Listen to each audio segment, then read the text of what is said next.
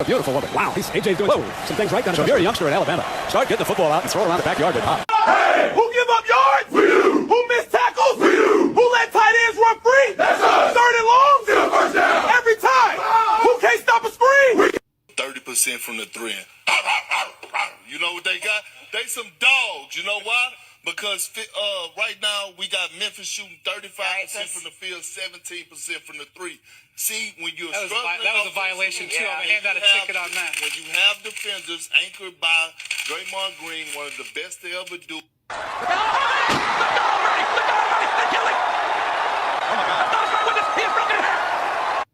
Go Bulldogs! Yale Bulldogs. Yeah, Wow. not so fast, midget. Not so fast. Midget. Yeah, little guy. Hey, not so fast. I go with Harvard.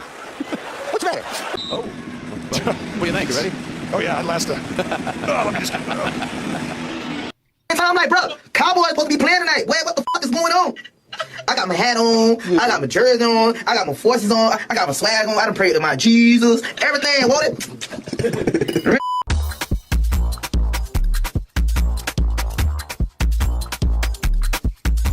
Okay, but listen, I still beat both of y'all. I know that. I mean, but damn, nobody won. Jada was trying to win the fade. You talking about you could? So all these people that filled out bracket, you just trying to beat me and Joe, huh? That's all that matters. That's the only thing that matters. Hey, matter of fact, hold on. What this man got now? He done got him a crowd or something, Joe. Nah, and still, Hey, man, you gotta chill, bro. Look at this. What we talking about? And still, huh? Hey, I'm not worried about. Listen, I'm not worried about nobody else's bracket. Hey, Joe. I'm not worried about nobody else's bracket except y'all. I beat y'all too. That's all that matters. Yeah, me too, Jack. Me too, buddy. Me too. I just don't condone the bashing of Dak Prescott and the Dallas Cowboys and have. He has to overcome another obstacle. So I'm going to support him. I'm going to lift him up. And I'm going to be there for him. Because I see the way he fights. I see the way that he works. And I know who he is as a person. And that's all I have to say to address. We just won. What was the score? 31-14. Stephen A. Watch him out. And I had to go back and replay this because what the f is she crying for, boy? Bitch must have bet her soul on this game. Then watch this next white lady come up. Boy, she act like somebody killed a pet. Because I be saying so much about it, especially like on our team.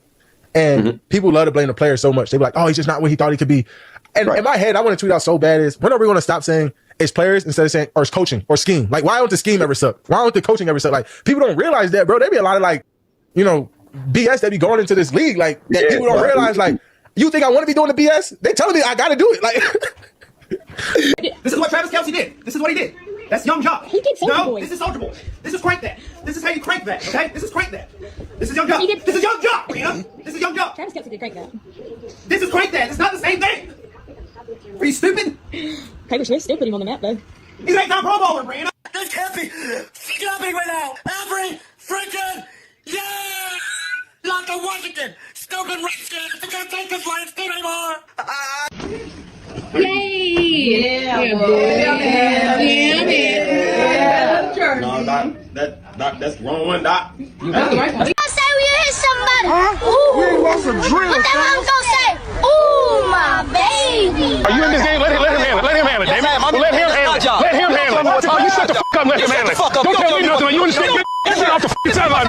Push it on my. You don't push it on my damn.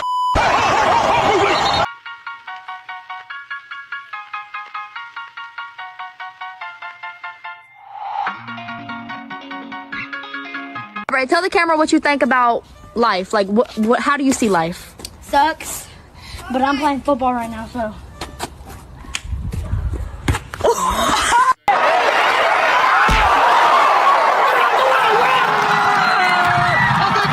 Some of your athletes, stoners of all time, the best athletes, stoners of all time. Mike Tomlin.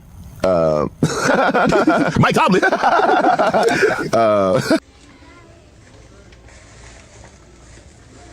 Look, you got a cowboy jersey. No, you lying. You throw that away.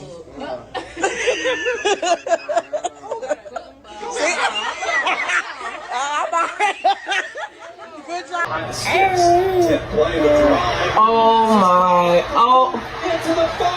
What the? Just enough time to get down your fiddle, get down your bow. They hardly beat Saban. Apparently can't beat DeVoe. We're back after this. Hey, roll tide? Roll tide. How about Warrior? Needed some time to get going, and here comes the. Oh! We almost lost one. You got another game. You got another game, man. Patrick Mahomes or Jalen Hurts for $15. Brother Chris, it's all about Jalen Hurts because he got a black queen forever, snow bunny never. I like Patrick Mahomes, but he's bunny hopping. I'm going with number one. I'm going with Jalen Hurts. Fly, RBG, Eagles fly. I said fly, RBG, Eagles fly. They're ever going to be there, but, you know, I know for sure I'm not going to win a Super Bowl there, so... Yeah. We're here. We're here. DeMarcus Lawrence, welcome to the Seahawks. Thanks for joining us. Say the Dallas Cowboys going to the Super Bowl. Are you smoking dope? You got to be. I'm not laughing about it. You think this is funny? I take this serious. I'm not real serious. I put my heart and soul into this every single week. All I'm saying is the camera shows. I'm just telling you right now what I do every single week. Every single week, I put my freaking heart and soul into this. I study my off. I don't go out there and laugh. It's not funny. It's not fun. Nothing's funny to me. I don't want to go out there and get embarrassed on Monday Night Football in front of everybody. That's why I'm asking you. What? I'm telling you right now. So we're talking. Deuce and I are talking. What was the context? I'm done. Sorry. I'm not dealing with it. Oh, shit. It's a good sound clip for the season. I look at the computer say, Floyd said, fuck T.I., fuck Nelly, fuck 50. I'm like, what do you say fuck me for? I got kickers. I got a big, thick boy kicker. I think it's 61 yards. Let's see if you get it, boy. Yep, 61. Going for you. SEC. Let's go. Make it good. It's good. The kick is good. You're killing me. Holy cow. Oh, go wild in that place. Go wild. Oh my gosh. That is wow. Man, I like that thick boy kicker. I want him. I know you saw that game earlier with the Cowboys, so I just wanted to stop by on my way home. Complete blowout. Yeah, you're in Cowboys Nation. I don't think you know where you're at. America's team, baby. You're in Cowboys country now. All right? I don't know where you came from. It's Cowboys country over here. So you saw that. You saw that today. Man, woo. What can I say? Hey, we did that in our home. It's our home game. Now we're in front of your home. Check this out. Yeah, go Cowboys, baby. My little snow bunny be getting active too, man. So, you know what I mean? I know he be doing this thing. Oh, that's your nickname? That's your nickname? You don't call him C-Mac? Your face was like, what the? Who's snow bunny? You don't call him C-Mac? You call him No, little snow bunny? I call him, that's my little snow bunny cuz, man. He be doing this thing. And okay. The Jets traded Sauce today. To where? To where? No, it's okay. Jersey. It's okay. I'll get you a different one. He went to Indianapolis, and they also traded Quinn Williams. I play second field. He did, but so did Sauce. No, I don't like the Jets. That did Quincy Williams. No, Quincy's still there. What if I'm taking out that all the Jets stuff out? No, it's fine. Quinn Williams on the Cowboys. Sauce went to the Colts. It's okay. I want the Colts now. Guess what? I'm big. Yeah.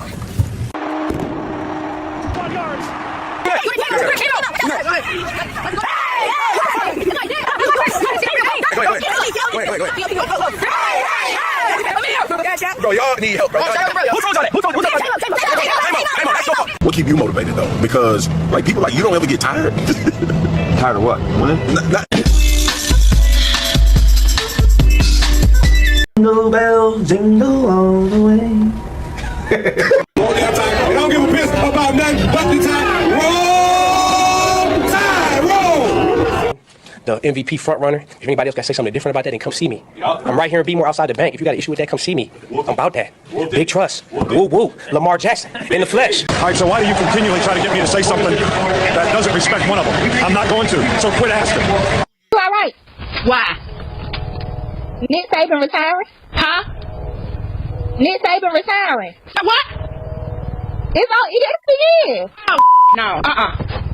I don't know. I just throw the ball on the ground. Coach say, hit ball, see ball. I throw the ball on the ground. I get it up. And we win the game, baby. And we win the game. Thanks to the team, though. Thanks for the team. Thanks for the team. Remember that. Thanks for the team. It's not about me. It's about us. Are you allowed to date other members of the team, or do you have to wait till the season is over? What? No, there's nobody on the team like that. No. So you must realize that you have many, many fans out in Austria. They see you and they just would do anything to kind of spend a night with you. What do you say to those guys? I'm not gay, so I'm not going to spend any night with any guy. So do you have a message to Austria's gay community? Yeah, I'm not gay, so don't come looking for me. If you head to the Ravens YouTube channel, you can get a really good look at what that... I'm fucking tired of this shit. I'm tired of this. It's been 7 years of the same shit. Tired of this shit. Guys, and press it out. Reach the arms up. Puff your chest. Arch the upper back. Look back. Good. And bring it up.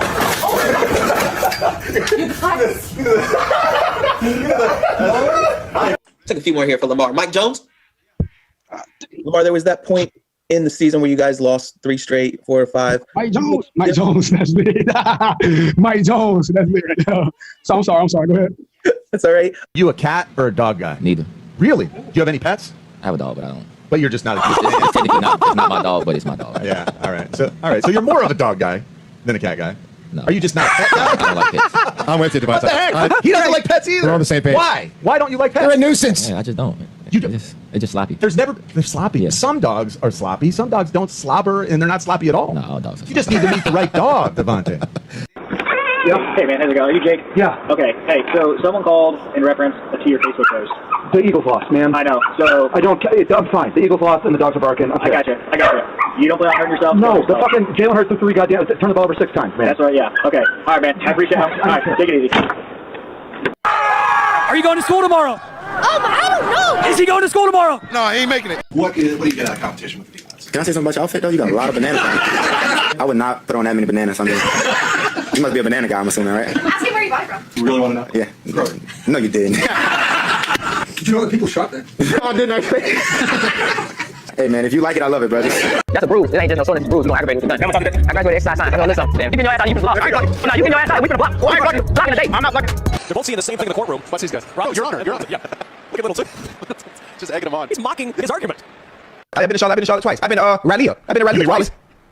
Raleigh. Oh, okay. Close enough. That's how you say it? How you say it? You for real? But it's spelled R-A-L-E-I-G-H. Raleigh. That's Raleigh. Close enough. Don't worry about it. Yeah, she was nice too, huh? He's just looking at the Kansas sideline. Right there. That's inappropriate. Another slant to Williams, and he spins his way into the end zone.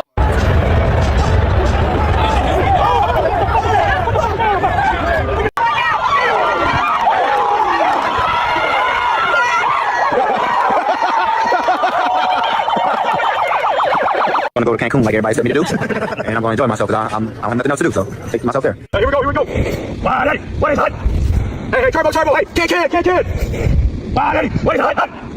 I knew how important this was for our team. Our team too. I knew. Come on, man. Run the ball. Come on.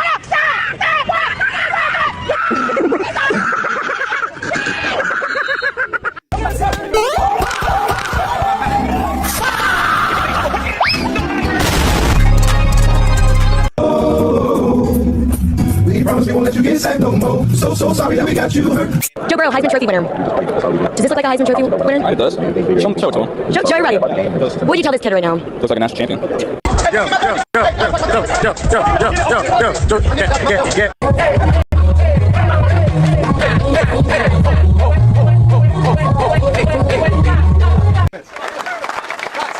That's the dog mentality.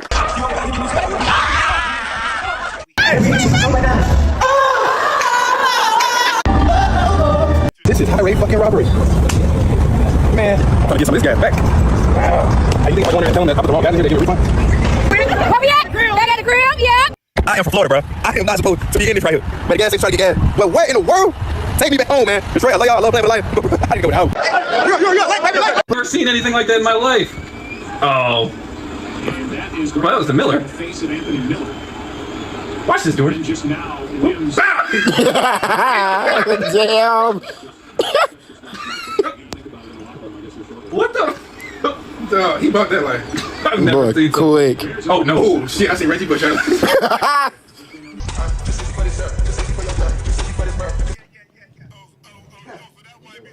mean, it's obvious. I mean, we're so far past that, to be honest with you, but that's obvious. I mean, you just want to piss me off going into this week. And roll tide. Thank you. Roll tide. Roll tide. That's what. Roll tide. Roll tide. I hate Tennessee because first of all, it's Tennessee, and I just hate them because they low down, they dirty, they some snitches, and I hate Philip Farmer. I hate their colors. I'm not a dog person.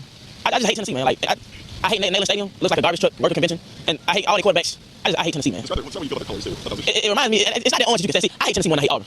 I just dislike Auburn. I hate Tennessee. Tennessee's colors is that throw orange. It's not that orange you can sit with. It's that puke inside of pumpkin orange. And I don't like pumpkins. So I really don't like Tennessee, man. I can't stress that enough, man. And they lose. They sore losers because they're not Alabama, and I hate Tennessee, man. Thank you, man. I can't stress that enough. I hate them. I mean, his ability to just escape and make plays on the run, I mean, it's just outstanding what I've seen. And just the defensive side of it as well. They're definitely going to be a concern for me going forward if Alabama doesn't get their offensive line straightened out. Chelsea, that's a great point, because if you look at Alabama's 60 seconds, right? Can't wait to get paid again. Oh, baby. You know what? I'm still happy. Oh, there it is, buddy.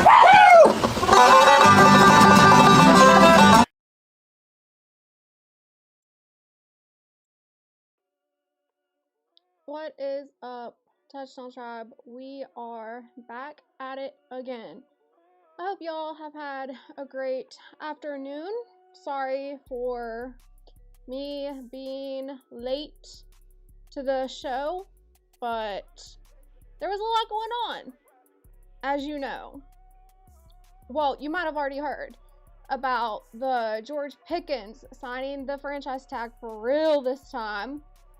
We're going to get into that because before anybody says, well, Chelsea, you said he was going to get traded. No, I said that I believed that the only way he would sign at that time that everybody said he was going, or speculated he was signing, I said the only way he would sign is if it was an agreement for a trade, which a trade could still happen. So I didn't say he was going to get traded. I just said it's a possibility. That's what I didn't like, is everybody said, oh, well, you know, he's going to sign the tag. He's guaranteed to stay. He'll play. It's not a guarantee. It's not a guarantee, y'all. We're going to get into it.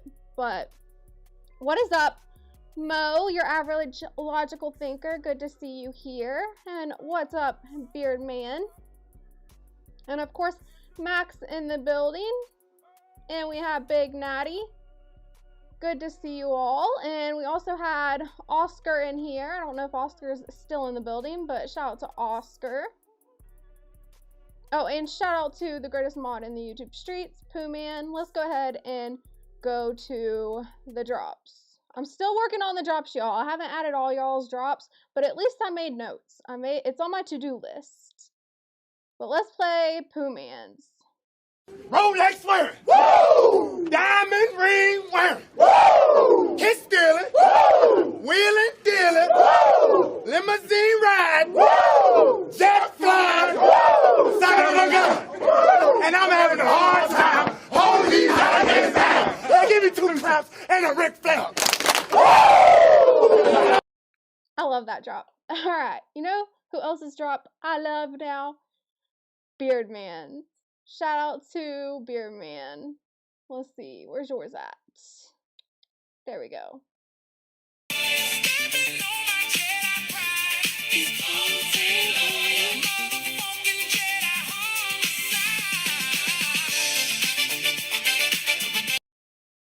Shout out to Beard Man. Alright. Now, back to the main screen. So, show play call list for today. Opening motivational video. Gonna get into the George Pickens updates, which is going to tie in to the dirty business of the NFL. We're gonna get into players' mental health, and then cover some Arod updates, and then close it out with a motivational video. So, that's the show play call list for today. Let's go ahead and play that motivational video. Home late, getting up early, doing all those things, and if you want something bad enough, you have to be able to sacrifice some things for it and, you know, work for it. It's about the process. What are you doing throughout the week to prepare yourself for the game? Stay true to the process and the hustle and what's important, and everything else will always handle itself. It's the truth. You have to sacrifice some things in order to achieve goals, and sometimes it's sacrifices that you don't necessarily think you'll have to make. Like, I talked about my post-performance depression, and before I would end the live, maybe eat some dinner, but I was going straight back to saving content, creating shorts, doing all these things, and it was just very consuming. It was too much energy mentally that I was putting into it, and it's contributed to the post-performance depression. I had to sacrifice some time, some self-care time, in order to be better mentally and physically. So I have made changes. So after I end my lives, what I'll do is I'll go eat my food, and then I'll do a light workout, and then maybe do a word search puzzle, and I'm always listening to CDT beats.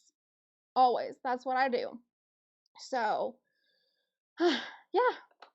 You might have to sacrifice some things in a way you didn't think was possible, but it's part of it.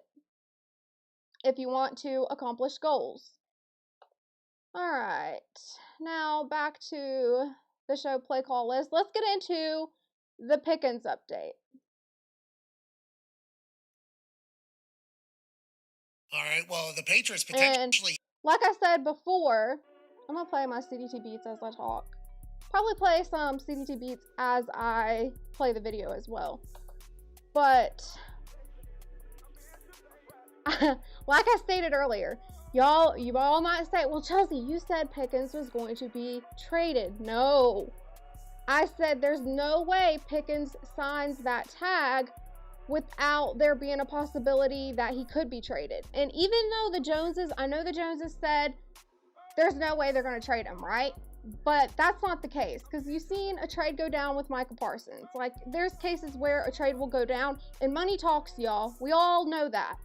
If they have a team reach out, they could entertain it. And what I mean by that is, and this video will explain it some more, but what I mean by that is, say that during these pre-workouts, like all the mini camps that are going on, say your star wide receiver gets injured.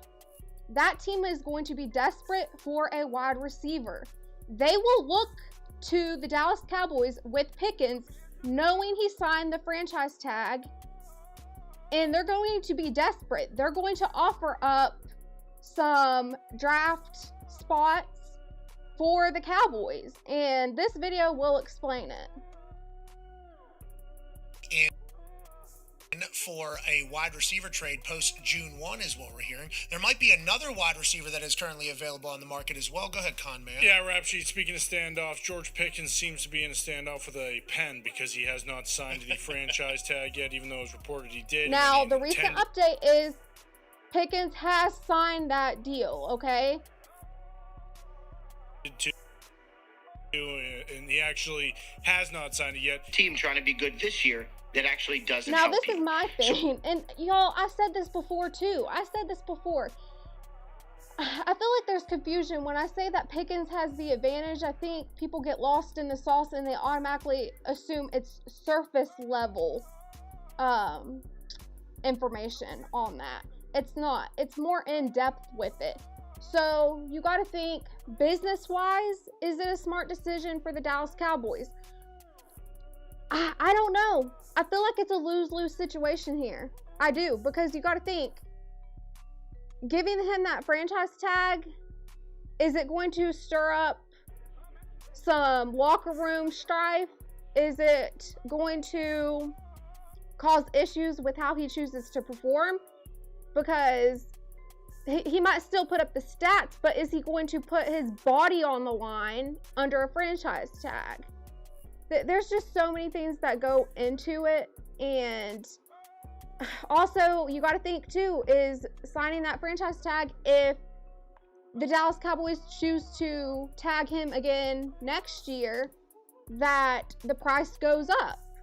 So there's just, I don't know. And with what Ian Rappaport's saying here, I don't know if it's worth it if we don't think we have a Super Bowl team. Why not just trade him and get the draft picks? Do we think that we have a Super Bowl winning team with this Dallas Cowboys? I don't know. I feel like there's too many question marks. Yeah, you did great in the draft with the defense, but you're going to have a new defensive coordinator. You're running a new defensive scheme. It's going to be a trial and error. I don't know. Personally, I don't think I'm willing to risk that. I'd rather just have the draft pick. It's a gamble.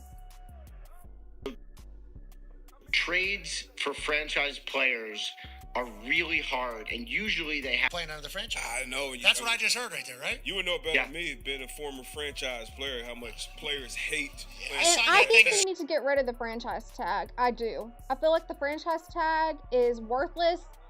Pickens is the only wide receiver right now who has signed a franchise tag. I think all it does is stir up locker room issues, off the field issues and causes like resentment. I just don't think it's beneficial. I couldn't. I was told I was getting $2.4 million guaranteed. Give me that thing. Much different situation for George Pickens and everybody else. Yeah, and he's, entering the prime, and what you want is long-term commitment money-wise for these wide receivers, especially what the market is for wide receivers at the top of the market, and the big difference it is playing. Now, many of the athletes, like Darius Butler, said, and this was yesterday, I showed this yesterday, you had Darius Butler, Pat McAfee, and AJ Hawk, who all are former NFL players. They said that he signs the tag, but traded. AJ Hawk was big on that. He said he signs the tag, but ends up getting traded.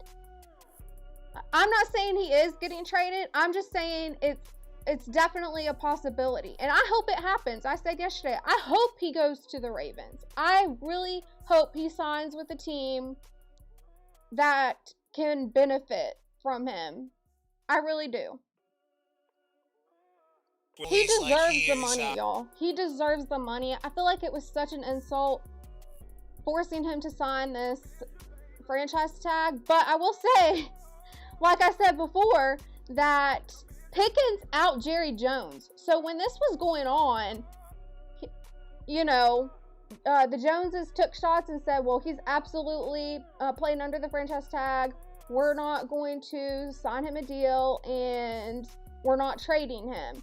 Well, whenever draft time came along, he made everybody believe that he was signing it that day when he didn't.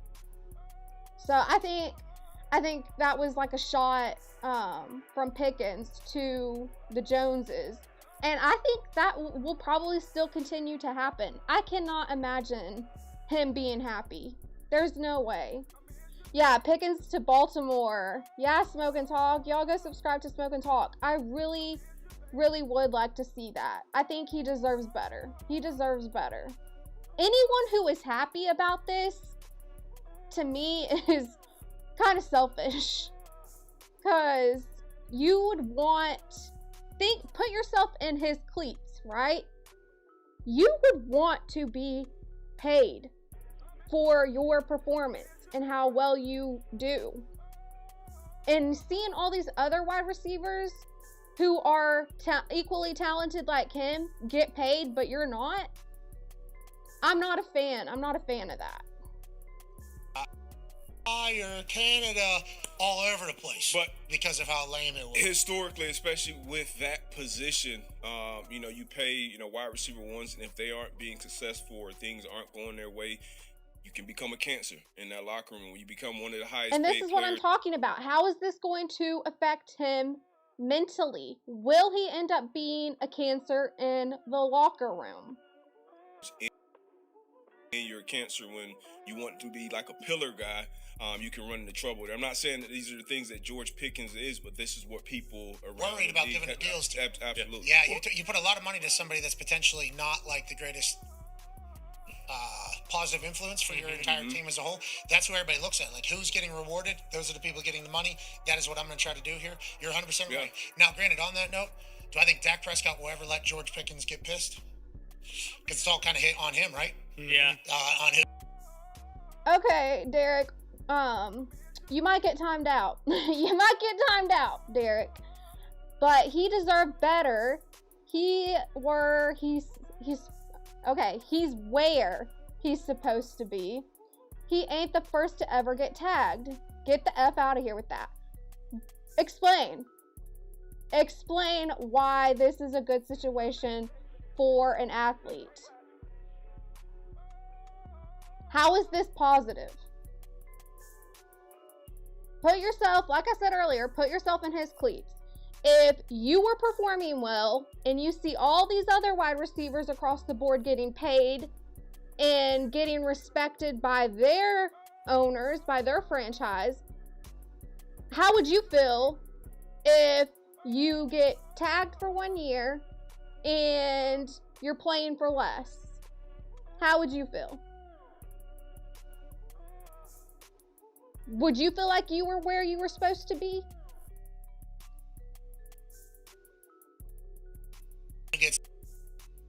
ball, who doesn't get the ball? Kind of, because defense, you could just shade them. You saw some games. You saw some games where people are like, oh, he's not running routes, because sometimes as a wide receiver, you see the safety shaded over top, like, okay, I'm not getting the ball here. Let me just kind of half-ass this route.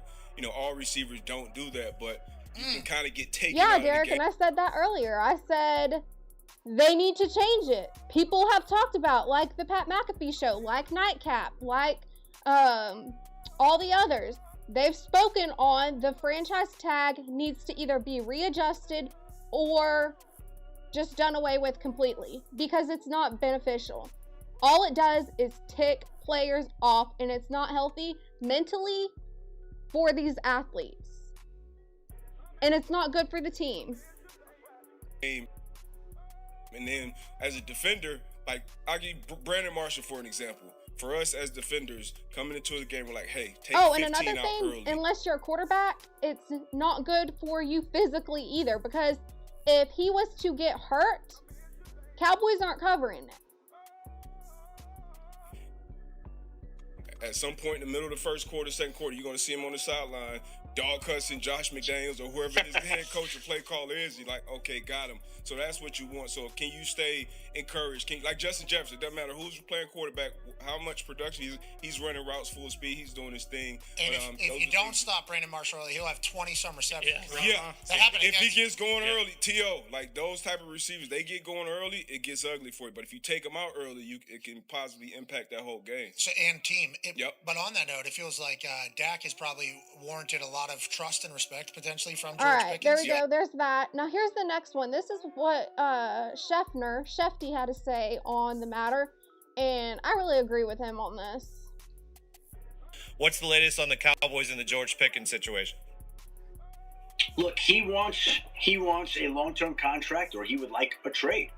They have been very clear that they're not going to give him a long-term contract. So now that leaves them in a position, both sides, I think that's a little bit unsettled. Now, we'll see how that works out. Out on a wide receiver that they wanted in the draft. So even though he signed the deal, you look at what he did for the Cowboys. Some team, they could be desperate enough to put whatever on the table to get him. But my only thing, this is my concern. This is where I go back and forth with it. This is my concern. Do the Cowboys think they have a good enough team to make it to a Super Bowl? Because if they do, I think they might keep Pickens. But that's a big if. You got to think, there's too much going on right now. You got a new defensive coordinator, you're running a new defensive scheme, you're going to have to train up the new players, get them where they need to be. I don't know. By the way, there could be at some point in time, we get to camp, somebody loses a receiver due to injury. And this is what I've been telling y'all. This is what I've been saying. If another team has an injury, they will be desperate enough to offer up whatever. If they're desperate enough to, offer up whatever, Dallas Cowboys are going to entertain the trade. They will. I believe they would, because I don't know if the Cowboys think that they have a good enough team this year to make it to a Super Bowl, but they really might think they have a well enough team next year, and they could use the draft pick to get a wide receiver. And I don't think, y'all, I said this before, CeeDee Lamb, not my favorite wide receiver. He's Butterfingers. He was out this past season. He had so many drop passes, and we really utilized George Pickens, and this is how we're treating him. Ticks me off. I still believe that a trade will be alive. It will follow that team and him throughout the summer. And forgive me for being ignorant and naive. How many years you been covering the NFL? 36. Very ignorant and naive man, I'd say. 36 years. Adam Schefter has been covering this in the NFL. And all the inside knowledge he has, for him to be as bold as to say that it is a possibility he could be traded, I believe it. I would believe it. Michael Parsons. Yeah, it's crazy. Is that because of contract expectation or why? With what? With him being more tradable, you said more tradable than Michael Parsons? No. What I'm saying is the Cowboys said that they weren't trading Michael Parsons. In this particular case, they're not married long-term to George Pickens. They've already said they're not extending him.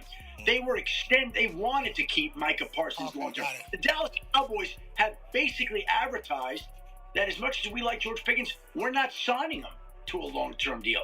So there's no long-term commitment. So if there's no long-term commitment, they would be more apt, in my mind, to trade George Pickens than they were Micah Parsons at this time last year. We know how that went last year. Now, they're saying that they don't intend to trade George Pickens. That's their plan. But my point is, if they traded Parsons, then I think Pickens is even more tradable than Parsons was a year ago. Yeah, And I agree. Yeah, okay. I agree with that. So you're saying with what they have deemed what they were going to do with each guy. The Micah thing's interesting because that felt like a real turn quick.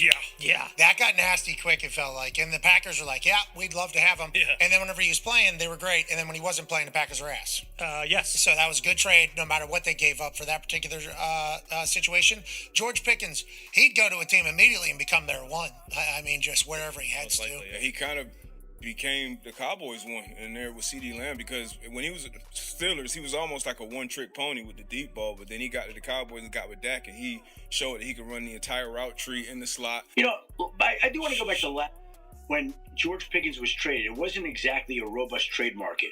I think David Mulligetta helped find that one team in Dallas, and there was a team that's willing to step up to pay him, and we'll see whether that comes together. I mean, it's a possibility. That's all I'm saying. That's all I've been saying from the start is even though he signed the deal, and this was when, so, you know, it's been back and forth. So we found out on draft day that, you know, he was signing the deal. And I even said there's still a possibility of him being traded. The entire time, I have maintained that there is a possibility of Pickens being traded. And I'm standing on that. There's no guarantees in life, y'all. There's no guarantees. Never say never. Anything can happen. Even the Cowboys said that they were not trading Parsons. And they turned around and traded Parsons. So even though they say that they're not trading Pickens, just don't rule it out, especially if a star wide receiver for another team is injured and that team becomes desperate and they need Pickens, because that team would probably offer up whatever it took to get Pickens. All right, now here's the next thing I want to talk about is what Parsons had to say. And what's up, Highway 20? I need to play y'all's drops before I start this. Let me play Highway 20's drop and then also play From the Black Couch's drop. Highway 20, I gotta search for yours. Here we go.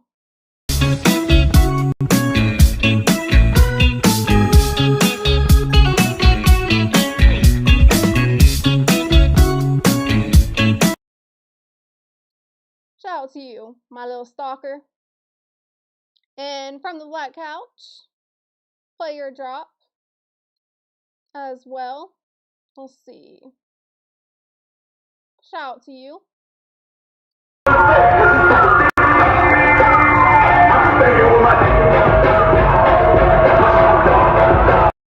Shout out to you, Couch.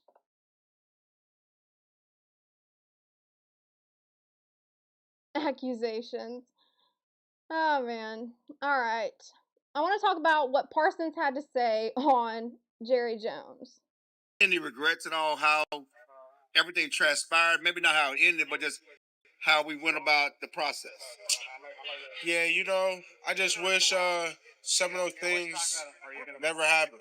You know what I mean? Like, I wish that, you know, he never brought me into the office and just let the agent speak. And I wish he had compromised our relationship. Like, I thought me and Jerry had a good relationship up to that point and then to this offseason. And it's sad that it went to shit like that. So Parsons said it's sad that it went to blank like that with Jerry Jones and how he did business. That's got to be mentally draining to an athlete. And just disappointing, mentally disappointed, thinking that you had a great relationship with this owner and they end up trading you. And it's ironic too, because the very type of player that the Dallas Cowboys needed to fit their new defensive scheme under a 3-4 defense is a Micah Parsons type build. The very person they needed, they traded. And then we had to go in the draft and try to get someone like him. It's just crazy to me. Why trade for Pickens when you know dang well you're going to have to pay the man? Highway 20, that's what I'm saying. What was the point? Like, what was the point? Why would you have traded for him knowing dang well you weren't ever going to pay him? It's ridiculous to me. And they're going to have to pay him eventually. Like, even though they put the franchise, let's say he does stay, right? Because I've went through this possibility as well. Let's say he does stay. It's still causing so many more issues, and it's a disadvantage for the Cowboys because it stirs up locker room talk. It causes issues with that player mentally and causes issues with how they're going to perform, because you got to think, under a franchise tag, the health security isn't there. So how much will he put his body on the line? I don't know. I don't think it's beneficial. I don't. And, oh man, I just have so much frustrations with it. Yes, Highway 20, I said this too. You blame the players for voting on it. They really need to go back, and this is what Pat McAfee has talked about, this is what Nightcap has talked about, and many of the others have said they need to go back, reevaluate the franchise tag, or they need to just completely do away with it, because it's not beneficial for anybody, especially the players. You know what? This makes me feel like this. Hold on. Let's go to my drops here. I don't show it all the time, but deep down inside, like, I slap shit out of all y'all. Who told you that was okay? I want names. I want faces. I want to know. Because the shit ain't okay. You dum-dums. Any regrets at all? How? That's how I feel about everything. I feel like I want to slap all of them who voted on that. I do. I really would want to slap all of them. Be like, what were you thinking? You dum-dums. For real.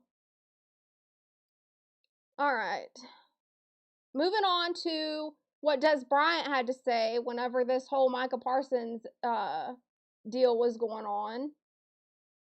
Hey, Micah, what you doing, a message that you sending, the business that you standing on is extremely major, brother. You know, the guys like myself, guys who came before you, we failed. You know, we failed tremendously. And this goes back to what Highway 20 was talking about. I blame the players for voting on this. Look at what Des Bryant's talking about. We failed you tremendously. I think part of that failure is the players voting on that franchise tag.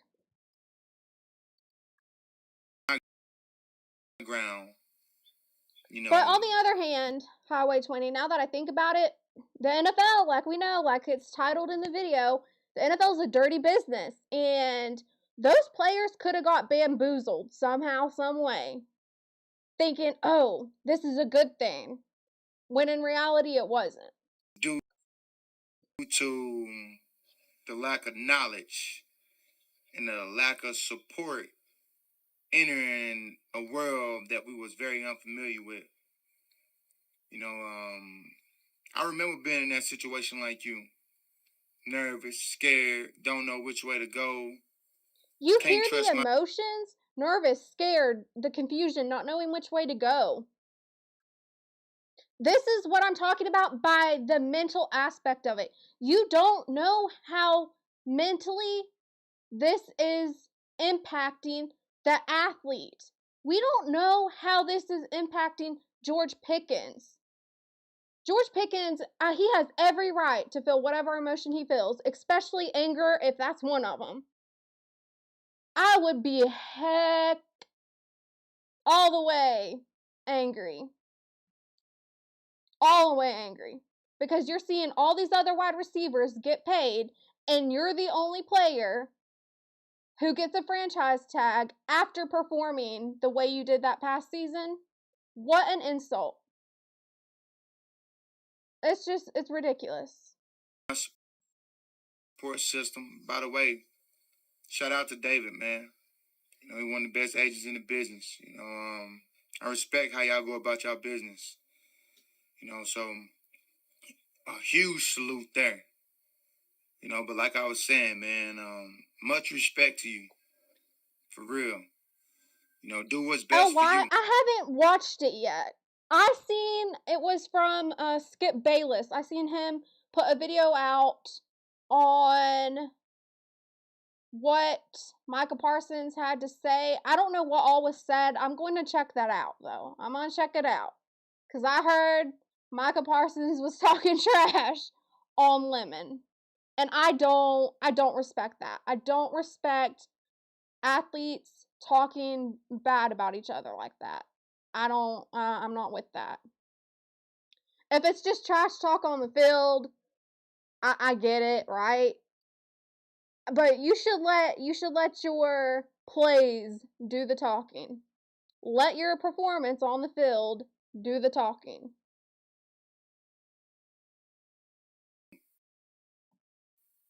Do I want to see you with the star in your helmet? Yes, I do. You know, I pray that Jerry and them do what's right. Pay you. Oh, man. Jerry doing what's right. That's not in his vocabulary.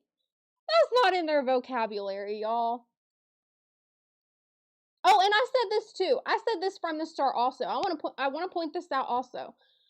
I said that, do I see Jerry Jones, like the Joneses doing the right thing with this situation? No, I do not. I just want to be on the record because I know people are going to take what I had to say in the last video and try to like misconstrue it. But I've had a series of lives discussing this where I talked about the possibility of a trade still being on the table. I talked about the possibilities of even if he was to stay.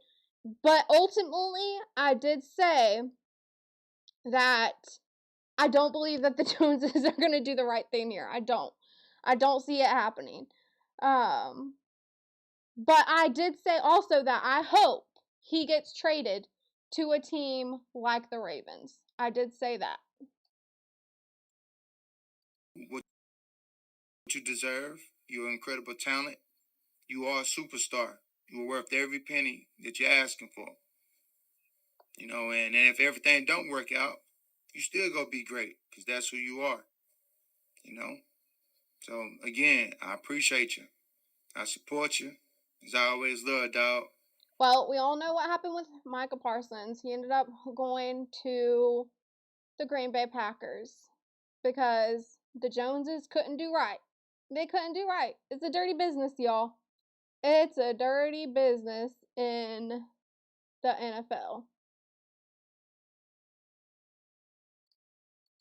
Half of the shit I tell you might be the truth, half but it might not be, man. This shit business, man. Hey, Micah, what you doing? A message that you sending? All right. Let's see what you said. Highway 20.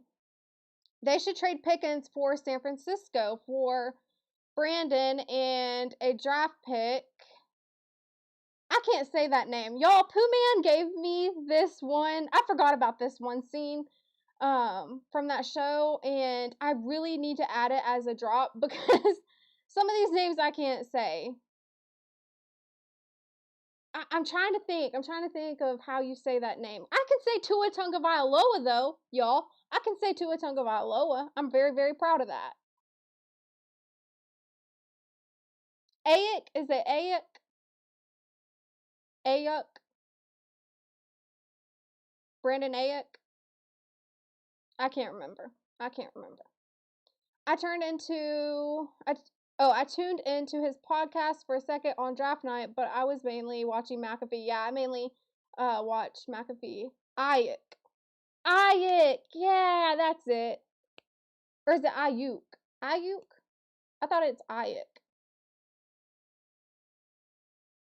Let me know if I'm saying it right. Ayuk.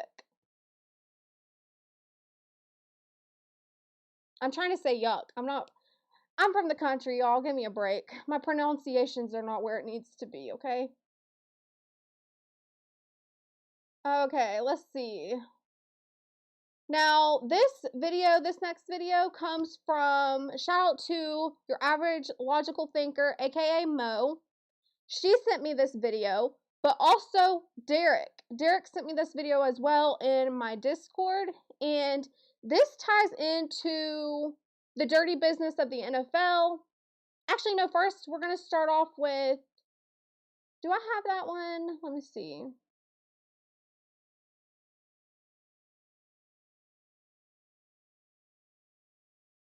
I can't remember if I added the other one. Okay, I did. I also have one from Pooh Man, and Pooh Man sent me one that gets into the draft business side of it for the rookies. So those are the two videos that I'm going to play. And this ties into the mental health aspect of this, okay?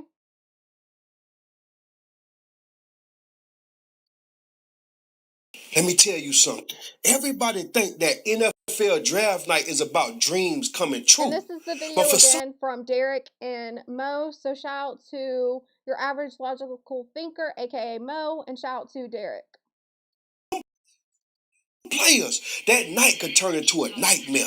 Some of these dudes sit by the phone all night and that call never comes. No camera, no hat, no family celebration, just silence. And even when some players do get drafted, they find out real quick just because you got picked don't mean you made it. Because some of them players might get their name called, then get cut just days later, like it never happened. The NFL draft look glamorous on TV, but behind the scenes, some of the stories are brutal. Listen to what these players went through on draft night. Check this out. Everyone watches the NFL draft, but no one talks about what it feels like when your name doesn't get called. I hoped I would get drafted, but I knew it was going to be a long shot. I had a couple teams interested in me. The Cardinals flew me out for a visit. I visited with the Dolphins, and then the Eagles sent somebody to meet with me before my pro day. So I thought maybe Oh, wait. Ayuk. It's Ayuk. Ook. Ayuk. Ayuk. No, Ayuk. I think it's, is it Ayuk? Ayuk. Y'all, don't get me started on those names again, okay? I can say Tua Tagovailoa, okay? it'd be a late round pick. On day one, I barely watched because I knew there was no chance. And then day two, I watched a little bit only because I knew some of my teammates would get picked. But then day three, I knew it was potentially my day. The fifth round came and went, no call. Sixth round, no call. Then we get to the seventh round, and everybody that gets picked, I was just getting more and more stressed out. Then it got all the way down to the final pick, and I thought maybe I'll be Mr. Irrelevant this year. The Houston Texans, with their final pick of the draft, selected Lonnie Ballantyne. Shout out to Lonnie. So no call, no big draft celebration, nothing. But the second the draft ends, that's when all of the chaos starts for undrafted guys. My agent tells me and says, hey, there are 5 teams that are really interested. The Panthers, the Browns, the Colts, the 49ers, and the Patriots. If you want me to focus on just 2, who would they be? I told him either the Patriots or 49ers since those were the best teams of the group. Y'all, In our it's crazy, the chaos that goes on in the draft. Like, nobody really knows the dirty little details of the business. later, he calls me back and says, hey, they're both interested. Which one do you want to go to? And I told him the Patriots. I just graduated the day before, so I was at dinner with my family. So I'm telling them, hey, I'm about to go to the Patriots. 5 minutes later, my agent calls me back and says, bad news, the Patriots signed a different tight end. Are you good with the 49ers? I said yes immediately. 10 minutes later, I get a call from a Bay Area number, and it's my new tight end coach, Eric Mangini. I talk to him for a little bit. Then he passes the phone to the offensive coordinator, Greg Roman, and they both just say, hey, be here, ready to work. The next day, I was on a flight to San Francisco. So I didn't get drafted, but I still got my opportunity. Sometimes dreams don't come true in the way you imagine. Now that's Asante Cleveland. He ended up signing a 1-year deal with the 49ers for over $690,000. He was traded to the Chargers in the same year and ended up playing only 1 year in the NFL. Carry on. I got cut 4 hours before my first NFL game. I was on practice squad and finally got activated to the active roster. They even gave me a select few plays. So just because you are on the practice squad, like, there's just so many things that go into it. It doesn't mean you're getting paid. You don't get paid until you sign that deal, and even then, it could be taken away in a second. For me, so when I go in the game, I know exactly the plays I'll be running. And I remember talking to my family on the phone, and we were all emotional and all excited for this opportunity because it's finally here. Game day morning comes. I'm at team breakfast eating. The general manager come and tap me on the shoulder and tells me, we're going to go in a different direction and we're cutting you today. And we got your plane ticket ready and set for tomorrow morning to leave to go back home to Dallas. So while all my teammates got in their vehicles or got in their cars to go to the stadium for the game, I got in my car to go back to my apartment. I was in tears. I was confused. See, this goes back to the emotional impact the NFL business has on these athletes. You're hearing about the crying, the confusion, all the emotions. Like, this is an emotional roller coaster. This is why I do not hate on these athletes. I know people, especially right now with sports betting, people get crazy mad when an athlete doesn't perform the way they want.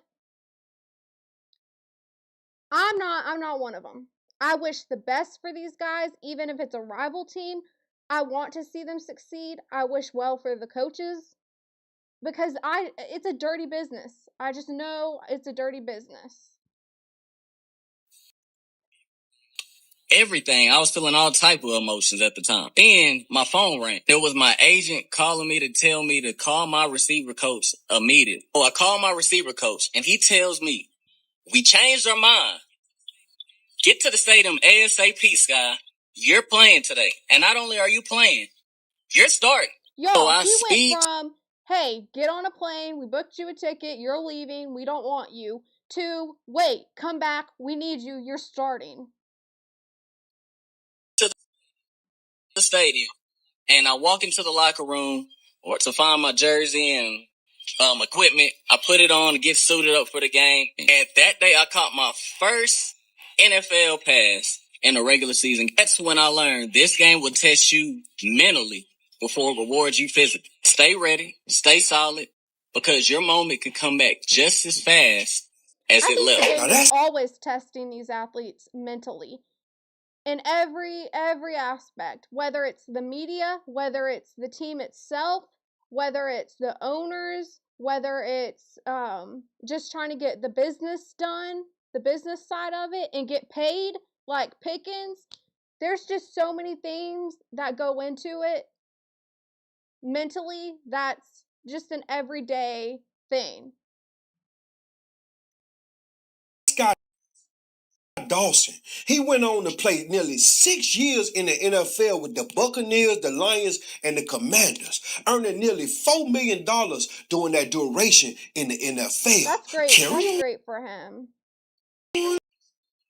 This is a letter from the NFL letting me know that I was not good enough to be drafted. Right there, it says it is the committee's estimate that you do not have the potential to be drafted. This evaluation is only based on your football ability. And if you notice, it's laminated because what I did is when they sent this letter to me, I copied and printed 10 of them. And I put them everywhere in my college apartment. My bathroom door, on my ceiling, so every morning I woke up, I saw it. Put it on my TV, put it on my couch, I put one on my fridge. I put them everywhere. So I wanted to remind myself that the people who I wanted to like me said I wasn't good enough. And I wanted to remind myself and prove to them that I could be. So my senior year, I crushed it. I didn't get invited to the combine, so I didn't take it personal, even though I was hurt. I had an agent who was interested in me and signed me. And he flew me out to Orlando, Florida to train at the Worldwide of Sports at Disney. And I crushed it there. And I went to my pro day and I said, I'm going to make sure that everybody knows who I am. I bench pressed 225 21 times. I ran a 4.37. I had a 40.5-inch vertical, and all my other numbers were great as well. After that pro day, no teams knew me. At the end of that pro day, I had teams lined up waiting to interview me and take me downstairs to watch them and know more about me. I think he's someone who is an example of not letting an obstacle overcome themselves. Like, he took that piece of paper and used it as his motivation to improve himself so that he could be worthy of a chance of playing in the NFL. I think that's a positive story. Projected not to get drafted. Now that's Cedric Thompson Jr. He ended up playing with the Dolphins, the Patriots, the Vikings, and the Bengals. He earned about $6 million in 3 years of playing in the NFL. Carry on. My name is Joshua Kalu. I played ball in the NFL for 7 years until one day I got a call and they told me not to come back. This is another day of me telling my story and why now I have a wellness club here in Houston, Texas called Earn Recovery. So when I got cut from my first team, the Tennessee Titans, they put my shit in the trash bag, they shipped it home, and they put me on the first flight back home. See, the crazy they part, will dispose of you so quickly in the NFL. They do not care. I wish I had that drop. Wait, maybe I do. I just haven't added it. We do not care by Mike Tomlin, but they don't. They'll get rid of you so fast. Send you on the first flight out and not think twice. as soon as I landed, my agent called me and he said, "Hey, we have to get you on a flight out tonight. We got a workout with the Arizona Cardinals tomorrow." He called me back about an hour later. He said, "Guess what? If that doesn't work out, they'll get you on a red eye to Detroit Lions and they'll get you rolling." So there was a matter of like 3 flights with this, right? So he was leaving the Titans, then going to the Cardinals, and then possibly the Lions if the Cardinals didn't work out.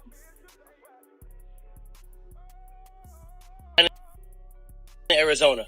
I'm getting ready for this workout. I see the competition. Yeah, oh yeah, I we talked about this earlier, but just because he signed the franchise tag, and this is what I've been saying, this is what all the reporters are saying as well, that just because he signed the tag doesn't mean it's off the table for him to be traded, because as we know, that if a team loses their star wide receiver, they're going to be looking at Pickens for a deal, and they're going to offer up whatever the Cowboys are wanting to try to secure it. So just because the Cowboys said that they're not trading him doesn't mean that's not going to happen either, because we know what happened with Parsons. Parsons ended up being traded.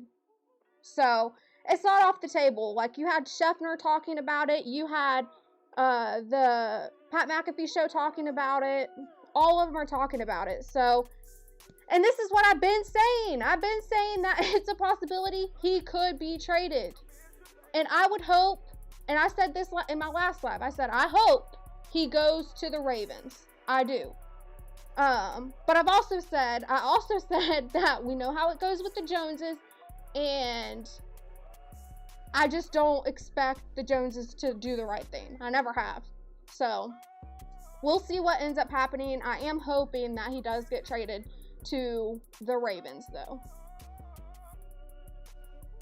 Job. I'm already texting my people, like, we're going to be in Arizona. So I go do the workout, have a great workout. It was cool. They didn't pick me up. So they put me on a red-eye flight to Detroit. I get there at 6 o'clock in the morning. They take me to the hotel, tell me I have 30 minutes to sleep, take a nap. We're going to wake you up, and we're going to get you to the facility to go do another workout. The hardest workout of my goddamn life. Guess what? Killed it. But they still ain't picking me up. What am I supposed to do now? So now I fly back to Houston, and I'm looking at myself in the mirror like, God damn, do I suck? Like, am I really made for this shit? I'm laughing, but you just got to think about all the emotional tolls it takes on an athlete mentally. Like, he's questioning his ability. He's like, am I not good enough? I mean, there's just so many things that go into it, and that's why I don't hate on these athletes. Dude, I go get a job. I don't even know how to get a job. I've never worked a day in my life. All these thoughts running through my head, and then I snapped out of it. You will make me mad. You said if only his attitude was right. Well, his attitude, he proved himself, I feel like, at the Cowboys. He did well. His stats were great. The teammates love him. So I think he improved in that aspect. You also said he messed up his career when he left Pittsburgh. That's on Pittsburgh. Pittsburgh is the one that traded him. So, what's up, Tiffany? Good to see you here. I said, nah, fuck that. I'm the one. They just didn't know. It's good, though. But next time I get a chance, I'm going to show them. 2 days later, the Tennessee Titans call me back. And I'm like, oh, yeah, it's time. It's time. I'm about to go get this money. So as soon as I land, they take me to the facility. I get to the locker room, put on my pads. It's already practice. I got to run straight out there. Cool. I'm like, all right, it's time for me to go show these people what I really got, what I'm really made of. So I played safety. They had me play corner just because all the other corners were tired and we did one-on-ones. I go out there and I go get an interception. I'm lit. I'm happy. Can't tell me the whole day only got one rep. The whole day only had one rep, and it wasn't even my position. The next day, I showed up with the same energy. I got 2 plays, and I dropped the interception. I had a PVU. Then I'm lit, but I'm like, fuck, I'm missing out on money. Come on, Lou. I thought you was going to show him. Now I'm in my head. I wake up again the next day. Same energy. Not only did I get 2 plays, I'm running with the 2s the next day. They showing me the better I do, the more opportunities I get. So I put 3 great days back to back to back, right? And now we have our preseason game the next day. We playing the Steelers. The team meeting room. My head coach says, man, we don't know what the fuck you did when we cut you, Kalu, but keep that shit up. Everybody start laughing at me. I'm in the back just stale faced, like Yummy's fucked up. But it's good though. I mean, I had to learn. But I mean, it messes with you mentally. I had to go back and self-evaluate and go do what I needed to do. Nobody know. They thought it was a joke, but nah, this was life or death. Nobody felt that pressure I felt when I was on the other side. Thought this shit was over with. And that's Joshua Kalu. He played 7 years for the Titans, the Dolphins, the Giants, and the Commanders in the NFL. He earned about $2.5 million, and he ended up getting the NFL pension, unlike the rest of these guys that you just saw. The average NFL career. Only one of these athletes managed to get the pension. Expectancy is about 3 years, and after that, you cook. Now, if you don't make it I do believe with the advancements of sports medicine and physical therapy that your career is now prolonged these days, as we have seen with many of the athletes. I feel like they need to do an update on that, but it depends. It depends on a case-by-case situation. Second contract, you're gonna go broke. And if you don't play at least 5 years in the NFL league, ain't no retirement pension. So can you imagine? If you don't play at least 5 years in the NFL, you do not receive that pension. People think, they think, oh, well, he's got a shot at the NFL. He's going to be making all this money. He's going to be rich. No, that's not the case. That's not the case at all. And you guys are going to learn in this next video that I have. Playing all them years of your life, from Pop Warner to high school to college to the NFL, and you get to the NFL draft and don't nobody call you. Or you make it to the NFL and then you get cut. What you would do? Comment below. Would you get a regular job? Would you keep trying? Would you go play for the Canadian League, the CFL? What would you do at this point? Because there's some players right now at that NFL draft, they ain't going to get called, man. And they looking at this video. Get them some business ideas of what they should do when they... You know, I read this sports book one time, and it was like the greatest sports reporting in history. And one of the articles written was about a former NFL, I mean, I couldn't even say player, but someone who tried out for the NFL. He was activated on multiple different practice squads, got released, didn't get paid, was going to all these different teams, and it ultimately didn't end up working out. But this guy was barely making it just to try to have a chance in the NFL, and it ultimately didn't end up working out, but he became a sports reporter. So that just shows you the dirty business of the NFL. Just because you hear someone has a tryout with the NFL doesn't mean they're going to be rich.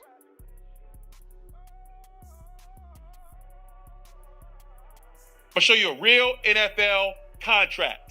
Now this comes from Pooh Man. Shout out to Pooh Man for this. He gets a $9.9 million signing bonus, and he gets $750,000, which is the league minimum. $10.7 million he's getting, but now he got to pay Uncle Sam. Federal taxes are $4 million. This is for the rookies, okay? This is education. They give this education course on spending on money, like financial advisors to these athletes. You see it in colleges. LSU is really big on it right now. LSU has a whole department dedicated to NIL and the education for these players on their pay. Then state taxes in Michigan are almost $700,000. And then he's got to pay something called the job tax. You might know what that is? If you're an NFL player, pro athlete, whatever, you have to pay taxes in every single state you play. So you play for the Dallas Cowboys that has no state income tax. Great. So you play for the Dallas Cowboys. It's a state where you don't have to pay taxes. But I heard, I think it was RG3, who played for Washington, he's talked about this, where he didn't realize that it wasn't in that area, that he was getting taxed in the highest state tax bracket. So it was a shock to him in the league whenever he learned about this. Plays in Nashville, right? Tennessee has no state tax. That number's 0.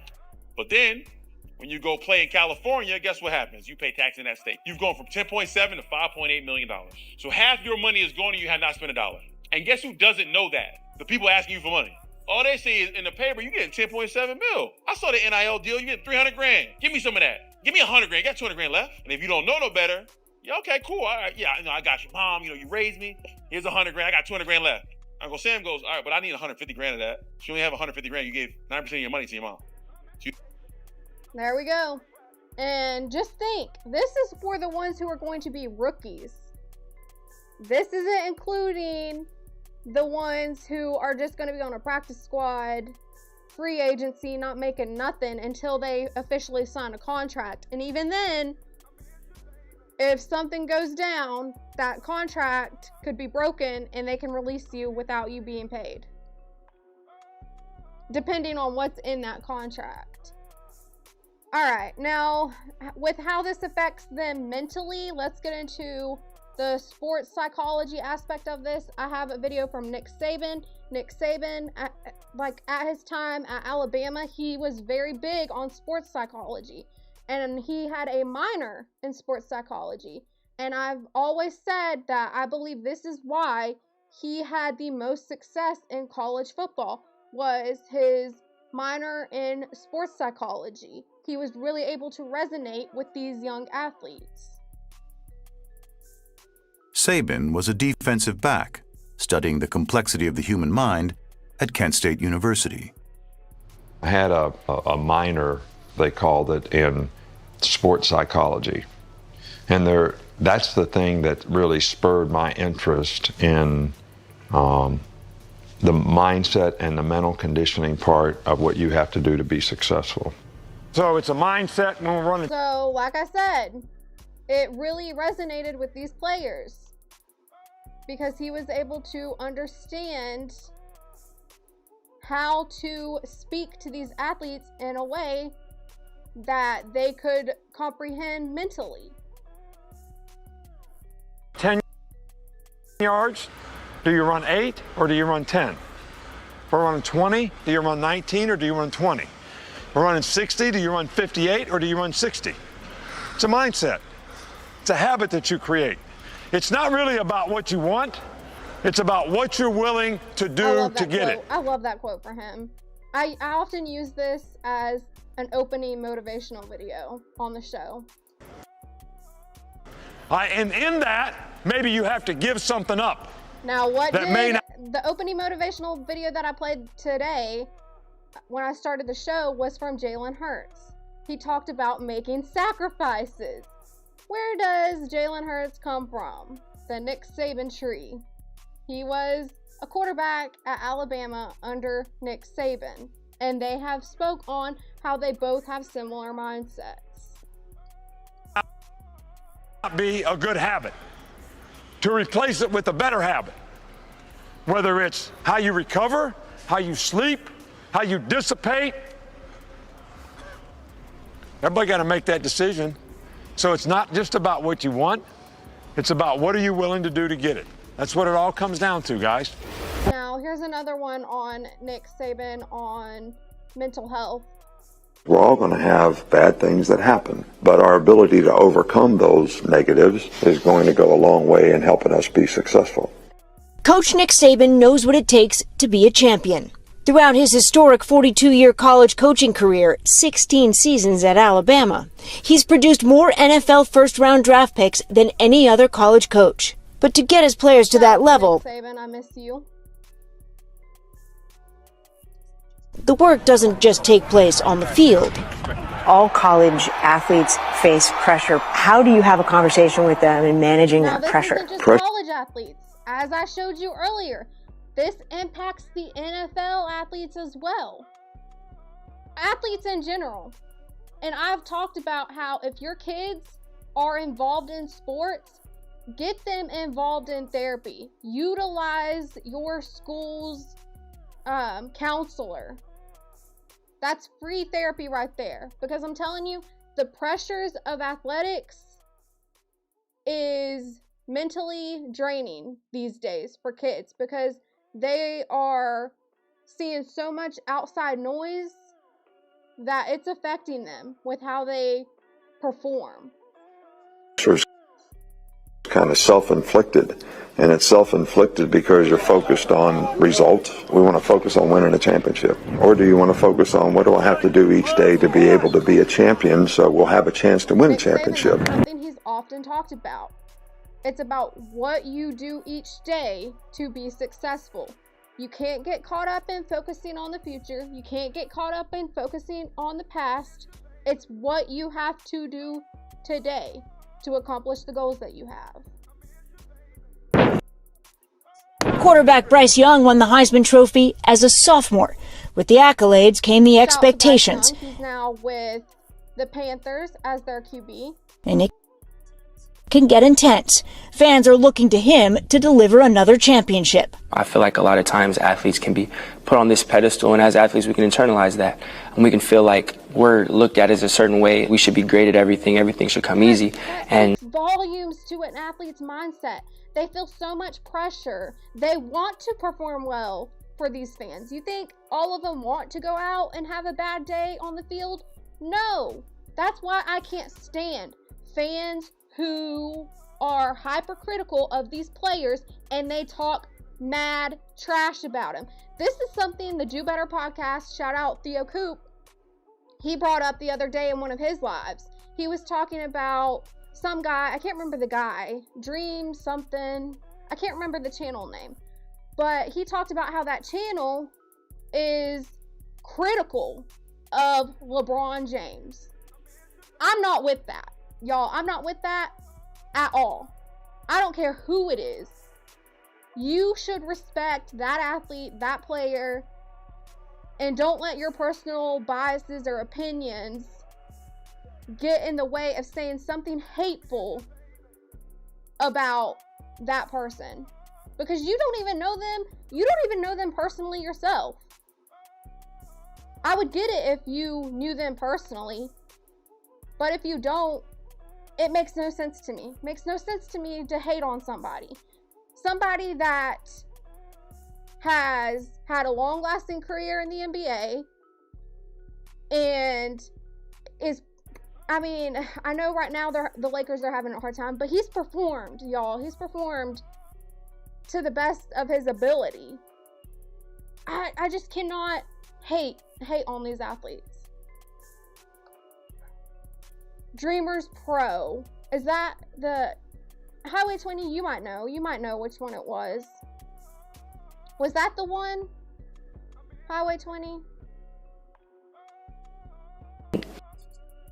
That's just not the case. Do you worry sometimes about letting people down? It's a natural thing to feel. Yeah, I care immensely for the people I play with, for my teammates, my brothers. I have great parents who have sacrificed a bunch. This school has supported me a lot. And the kids today feel a lot of pressure because they know how much their parents are sacrificing for them to be able to play the game. Y'all, these travel sports are getting ridiculous. Can I just say that? I need to clip that up. I need to clip up this psychologist who talked about these parents who were taking out loans to support their kids' travel sports. It's insane. That is so much pressure on a kid when they're aware that you're taking out loans to support their athletics and they're not even in college yet. I want to make everyone proud. Regardless of the game's outcome, Coach Saban enforces his 24-hour rule. 24 hours to dwell on the game just played, the good and the bad. Then they have to let it go. Your player for this is, again, his minor in sports psychology, I truly believe is what caused him to be so successful as a head coach. Because it was implementing rules like that in his process that made him successful. You know, I know many of the athletes talked about his 24-hour rule after a national championship. 24 hours to celebrate, and after that, back to the drawing board. And I know Najee Harris was one of them. He said he takes that serious. It was 24 hours to celebrate, and then it was back to the drawing board. Man, there's so many good things from Nick Saban on sports psychology and mental health. this team, when something goes bad on the field, it's not just a couple of people. I mean, they have hundreds or thousands of people in their DMs telling them pretty hateful things. What effect does that have? You have to go back to being technical. Okay, why did this happen and what can I do to fix it? Rather than being so focused on the criticism or what everybody else thinks, because you control your thoughts, you control your feelings. Is it tough to get these big, tough, super successful football players to talk about touchy-feely stuff? I don't think it's as difficult now as it used to be, because I don't think the players really look at it as I have something wrong with me. They look at it more like, maybe I could use the help.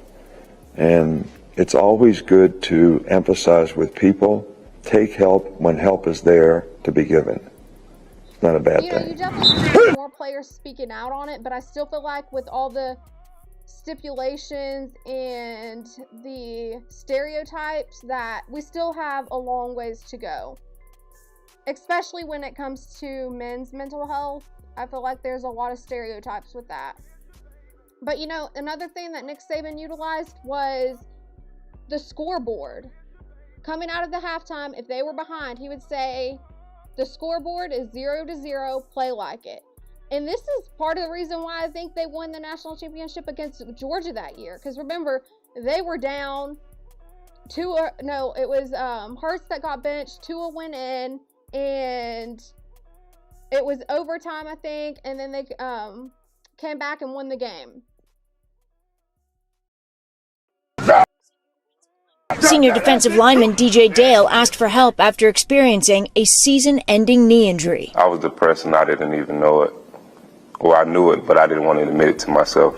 Dale went to Coach Saban. He told me that he appreciated me and that he knew I was a tough player, and I didn't want him to think that I was weak or turning my back against the team, but it was the complete opposite.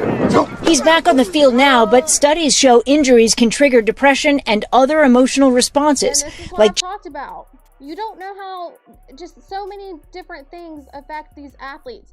Injuries with the NFL, and now you have NIL for college football. You don't know how these agreements are affecting their mental health, the contract aspect of it for both college athletics and the NFL. It's just so many different things. Changes in appetite and lack of motivation in athletes. Dr. Brett McCabe worked with Dale. He's the university's sports psychologist. He's part of a team of more than 20 trained behavioral health professionals at Alabama. And this is why I thought Alabama was so successful during Nick Saban's time there. Because, like I said, he really utilized sports psychology. He had a minor degree in it. But also, he had departments dedicated to it to help these athletes. They need these resources. Injury for the first time in an athlete's career is the first time that they realize they may be a mortal athlete. All of a sudden it's hard. And so while they're cheering for the team, there's still that self-loss sometimes of, oh my gosh, they're going on without me. Our society, he says, has put a premium on perfection in athletics and in class. It can be unfair and hard for students to manage. Our kids are coming in with more pressure, more standards to perform, and more expectations from the world around them. We don't give people grace and time to grow into things as a society. Support, he says, needs to come from home as well. When you have tough conversations with athletes and they talk about their parents, what are you hearing from them? They don't want to disappoint them. Every kid that's out here knows where their parents are sitting or their family is sitting. It's not just the families, it's the fans, it's the team itself, it's the coaches, there's just so many that are involved that impact athletes' mindset. At the end of the day, they want approval. And as parents, we need to let them know it's okay to not be okay. And sometimes all you have to do is send a text to your kid and just say, thinking of you, love you. I feel the same about George Pickens right now. I feel like he performed well this past season. He deserved the pay. All he wanted was that confirmation and that support. But of course, you're not going to get it from the Joneses. It's a dirty business, y'all. And that's why I said I really hope a trade ends up happening. That's what I'm praying for. Because I know a trade is still on the table. He signed the tag, which gives him the eligibility to be traded now. So I mean, you don't ever wish bad things on other athletes, but if a other team was to lose their star wide receiver and they're desperate for somebody, they're going to look at George Pickens and they're going to offer up whatever it took to secure him. All right, moving on.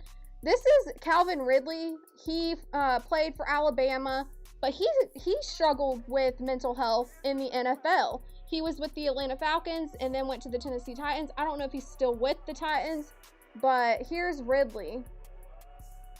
Atlanta Falcons player becomes the latest professional athlete to open up about mental health. Wide receiver Calvin Ridley. He says he is stepping away from football to focus on his mental well-being. CBS 46 anchor Tracy Hutchins joins us now with a closer look. Tracy. Rick and Sean, well, Calvin Ridley, he's just the latest to admit he's human. Anxiety, fear, worry, and panic, we have all experienced it. And even for top athletes at the top of their game, they feel it too. Stepping away from football, Atlanta Falcons star wide receiver Calvin Ridley says is in the best interest of his mental health. The 26-year-old didn't play in Sunday's game against the Panthers because of a personal matter. And the same day tweeted out that the past few weeks had been challenging, adding, "As much as I'd like to be on the field competing with my teammates, I need to step away from football at this time and focus on my mental well-being. This will help me be the best version of myself now and in the future." Gone are the days of us feeling embarrassed about our mental health. Shanti Das, founder of Atlanta-based Silence the Shame, has partnered with the NFL Players Association for mental health training to help athletes with boundaries and taking time for emotional health and well-being. So maybe our athletes, we need to make sure that, within that strict regimen of practicing, that there's some self-care time, even if it's 10 or 15 minutes, or them doing breath work. So just like you go work out in the gym, you may have to go and work out with a therapist, right? And talk to someone.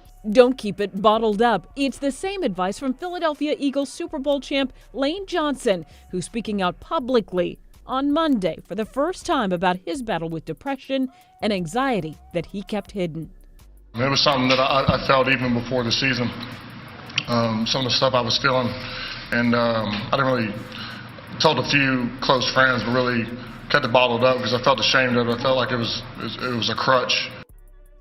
Yeah, they are brave. These athletes, y'all, they experience real mental health challenges. To come out with a team relying on you and being the focus, certainly, of all the fans and social media attention too. Well, the Atlanta-based CDC says 1 in 6 adults will deal with depression at least once in their lifetime. Rick?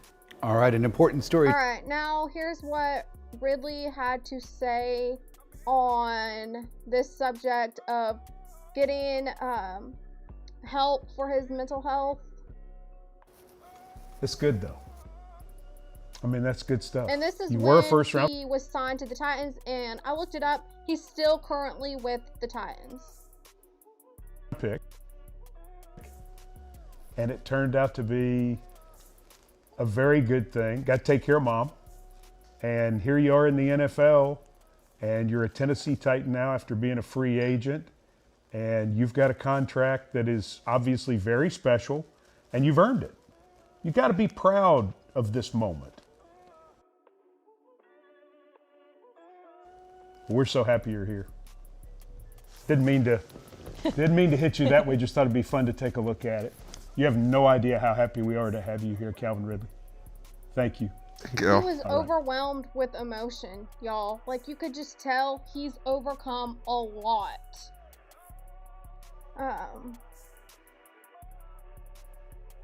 Alright, so there's that clip. But also another one who's overcome a lot in his career is Dak Prescott. How did you find out what happened? It's crazy. All throughout this quarantine and this off season. Now this is referring to his brother who passed away from self-deletion. He also had his mom pass away from cancer when he was in college playing for Mississippi State. Y'all know he had the ankle injury. He also dealt with his own contract issues with the Dallas Cowboys, and he ultimately ended up signing a franchise tag, which, again, the franchise tag works differently for a quarterback versus other positions. So with Dak signing a franchise tag, it didn't impact him to the degree it impacts these other athletes, because they still offer health care for a quarterback. The experience and emotions I've never felt before. Anxiety for the main one. And then, honestly, a couple of days before my brother passed, I would say I started experiencing depression. Didn't know necessarily what I was going through. So he experienced anxiety, depression. Y'all, it's very real. I was on the Next Level Sports Lounge, and we were talking about this topic, and not everybody's comfortable with discussing it, but this is why I cover off-the-field topics, because I know those off-the-field topics are going to impact a player to some degree. And you're hearing it from Dak Prescott himself. He experienced emotions he didn't ever feel before. Anxiety, depression. It's a very real thing. You can't just turn it on and off. These players can't just turn it on and off. If they had the ability to do that, I wish they could, because sometimes these things will carry over onto the field. Right now, Dak is dealing with issues with his relationship ending. Y'all know he was supposed to get married. That relationship ended. I'm wondering, how is this going to impact him now? Now you're having to balance working out a custody agreement with your kids. Those things are very impactful to an athlete. They can't just turn it on and off. The least, and hadn't been sleeping at all. But for one reason, one night, I sleep the best I've slept, missing probably 10 plus calls from Tad, and giving my dad enough time to come in my bedroom and tell me what had happened. And so I woke up, probably the best night of sleep I've ever had in 2020 from the worst news some of the worst news I'll ever get. Yeah, I'm reading this. So there's that. Now here's the next one. This is when Marshawn Kneeland passed away from self-deletion, and Dak Prescott was speaking on it. Being such an advocate for mental health, right? I guess in a moment like this, what do you say to someone who may be struggling to get some help, someone who may feel isolated and may not know exactly what to do in a situation like that? It's okay to feel however you're feeling. And I'll tell you first and foremost, I don't always have the answers. And today's not a day that I felt like I had answers. Triggering day for many reasons. Bold words from his mouth. Triggering day. It's very triggering what happened with the Marshawn Kneeland situation, because you think about his brother, losing his brother to self-deletion. It's a very triggering day. Having that information, it is going to impact any athlete. Any athlete. On top of just knowing that this was a had today, and hard to balance my emotions today, and not a day that I have words other than I love you for friends and families and people who may be struggling. Dak, just wanted to ask, as special as this moment is, I'm sure this morning was a tough one for you. Just how are you holding up after the news of Marshawn Kneeland? I guess what was your reaction? Yeah, it's been a very tough day. As you said, it started early this morning, finding out the news. Tragic loss. I hurt. Heavy heart today. I heard for Marshawn. I heard for his family. I heard for his girlfriend. I heard for every single one of my teammates. This is a pain that you don't wish upon anybody. You wish none of us had to go through this. You wish Marshawn didn't have to go through what he went through. And just thankful for each moment we have in this life, and don't take it for granted. And hug and love on those that you do. Bold words, y'all. We went through how the business side of it impacts these players mentally. I broke down all the information with George Pickens. We went through how the NFL draft works, and we went through how the business side works. And I talked about how this could be impacting these athletes mentally with those aspects of it. Then I got into the sports psychology. Now different colleges and the NFL are getting involved with players' mental health, and I feel like the NFL needs more improvement on that. But yeah, I mean, it's a very real thing. And think twice before you speak negatively about an athlete, before you criticize them getting paid, because Pickens still deserves to be paid. And this is why I'm saying that, and I've been saying this, that him signing a franchise tag still leaves a trade on the table. Even though the Joneses say they are refusing to trade him, a trade could still be possible if something doesn't work out with another wide receiver on another team and they need Pickens. And that team offers up big deals to try to secure Pickens. So it's still on the table. And I've also said in, different lives that Do I expect the Joneses to do the right thing? No. And it's really sad because I wish that these owners would consider, how is this affecting this player mentally? I know people like to say, well, it's business, it's just business. Yes, that's true. It is. But we're also human. And I feel like we should do what's morally right and respect others and how this impacts them. But that's just the world we live in today. And this is why the title of the live was "The NFL is a dirty business," or whatever I said. Something about the NFL being a dirty business, because it truly is. And I don't think it is in favor of these athletes mentally. I don't. I mean, I feel like the college aspect of it, I feel like that side's improved a lot because they utilize a lot of sports psychologists in their departments and they really prioritize it. But like I said, I feel like the NFL needs a lot of improvement with that. They do. I mean, I think I've seen where they're, using some department now, but it's not like it is in college, y'all. And these players are responsible for seeking that help, right? In the NFL. Like, you don't have a schedule like you do in college. In college, it's very structured. They tell you where to go, when you're supposed to be there. They lay it all out for you. And these athletes have talked about this.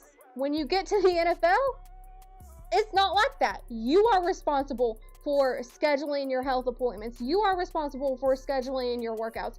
You're responsible for it all.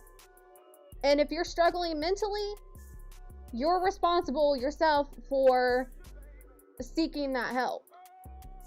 There's not a lot of people to evaluate you like there is in college. It's sad.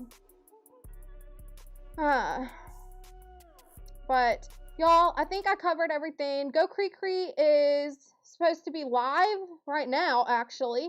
So we're gonna close it out. I'll go over quickly what I talked about. Oh, I wanted to talk about my Being quote. such an advocate for mental health, right? I guess in a moment like this, what do you say to someone who may be struggling to get some help? My bad, y'all. I forgot to hide that video after I was done with it. But this quote really hit today. Notice that the wrong people will downplay my accomplishments, make shady comments, or even try to find flaws in my success. Someone earlier was trying to do that. Ironically, it was somebody named Derek. I don't know who it was. Let me go back up. I don't know who this guy was. The comment could be gone by now. Yeah, I think it's gone. But this guy was just making shady comments about what I was saying about Pickens and the trade. And I've maintained, I said it's still on the table for him to be traded. And I'm going based off of how the contract works. The only way Pickens could be eligible for a trade is if he signed the franchise tag. And we all know, just because the Joneses say that they're not trading someone doesn't mean that it's not happening, right? Because look what happened with Parsons. If another wide receiver for another team is out and they offer up big deals to the Cowboys could consider it. So a trade is still on the table. And I gave you all the analysts who broke that down. But that person was trying to make a dig and make comments to discredit me. And I ain't here for it, y'all. I'm glad I might keep this. I might keep this quote as a reminder, because you ain't gonna try to, discredit me or downplay what I have to say when I'm backing it up with proof. Yeah. It's not happening. Yeah, I'm not happy. I mean, either way, he had to sign the tag, right? This is something that I had to, like, I've been talking about. He had to sign the tag in order to get eligibility for a trade. So just because he signed the tag, don't think it's a done deal that we're keeping him, because it's still on the table for a possible trade, especially if in training camps and all of that, if a team loses their wide receiver and offers Dallas big deals to get Pickens, a trade could still happen. It's not off the table, and we know that Dallas just signed another wide receiver. So it's not off the table that Pickens could still be traded, right? And I said this too, I really hope he ends up going to the Ravens. I know I'm a Dallas fan, y'all. I know I'm a Dallas fan. But just thinking about how this impacts a player mentally and how Pickens performed, I want to do what's right by these players. Seeing all these other wide receivers get paid and then how they treat Pickens, I'm not here for it. Pickens does not deserve that. They need to get rid of the franchise tag. I'm telling you. They need to reevaluate the franchise tag or just get rid of it completely. And this is something all the analysts have talked about. Pat McAfee's talked about it. Nightcap's talked about it. All of them need to talk about, or all of them have discussed getting rid of this franchise tag. Well, from what I heard was that Dak talked with Pickens and they were like hanging out somewhere. Yeah, just because they're hanging out don't mean nothing. I mean, what does that mean? That just means they're hanging out. That has nothing to do with the business side of it. Okay, so let me just put it this way. If a star wide receiver for another team gets taken out and that team comes calling for Pickens, you think Dallas is going to want to trade him? Possibly. Do you think that Pickens is going to want to be traded? Heck yeah, because he wants his money. So just because Dak and Pickens were hanging out, that don't mean nothing. That don't mean nothing to me. But I've also said this too. Do I think that the Joneses are going to do the right thing? No. I've been saying this. But I do like the fact, here's one thing that I do like. I like that Pickens played Jerry Jones. So we know the Joneses took shots at Pickens and they said, well, we're not going to give him a deal and we're not trading him, right? Well, what did Pickens turn around and do? He was like, well, I'm just not going to sign it today then. So he ended up waiting to sign that tag, which I think that was just Pickens and that agent taking shots right back at the Joneses. And I was here for it. I wasn't mad at it. And like I said, I hope he gets traded. Trade may be coming. Just got to find a trade partner. Yes, exactly, Clutch Sports. And this is what I played this yesterday too. This is what all the athletes are saying, right? Because we can look at what analysts say, like Adam Schefter and all the others, but the athletes who talk about it is a major deal. So you had AJ Hawk saying, yeah, I think he signs the franchise tag and gets traded. You had Pat McAfee saying he signs the franchise tag, gets traded. You had Darius Butler says signs the franchise tag, but gets traded. All these people, or all these former athletes, are saying that he signs the tag but gets traded. And you got to think, they have NFL experience with these contracts. They've seen it firsthand how the business works. Pat McAfee himself has signed a franchise tag before. He knows how the deals work. So for them to say that, I think speaks volumes. The 2 firsts in the tag can be rearranged though. I just don't think that a team is going to pay Pickens only because he's had only 2 seasons of 1,000 yards. That's exactly why they would want him. Look, okay, so let's break down what Pickens did. And this is what McAfee talked about too, is you look at his game footage, a lot of people are going to come calling for Pickens. 1,000 yards is a big deal. Plus 1,000 yards, that's great stats. That's not trash. Plus, when Lamb was out, you got to think about how Lamb performed. Lamb was horrible. In my opinion, Lamb was horrible. Butterfingers dropped the ball, a lot of drop passes. That's why Dak had to rely on Pickens.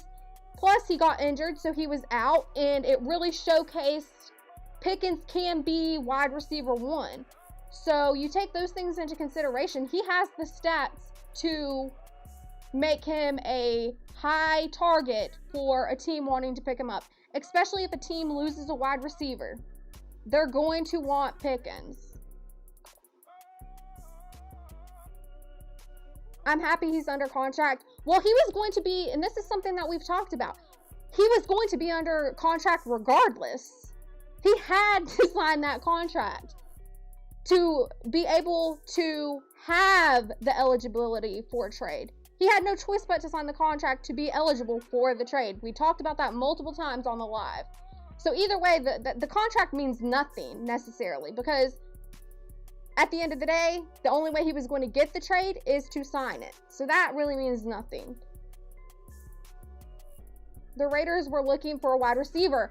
Clutch Sports, I've heard talks of the Ravens being the main one. Buffalo, I heard the Raiders thrown out there, and I think Miami.